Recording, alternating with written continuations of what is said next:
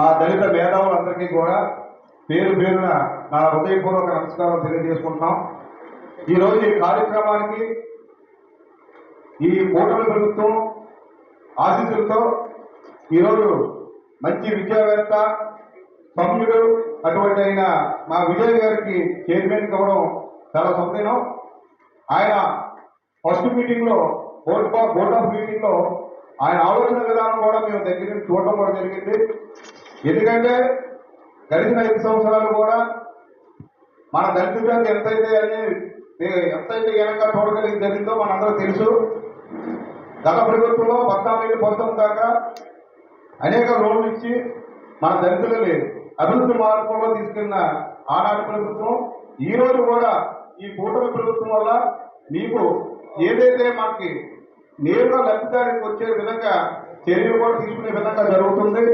ఎందుకంటే మన పేరు పెట్టుకొని మన అప్లికేషన్ పెట్టుకొని మన ఎస్సీ కార్పొరేషన్ రుణాలు దారి వెళ్ళే సందర్భాలు కూడా మనం చూసాం గతంలో.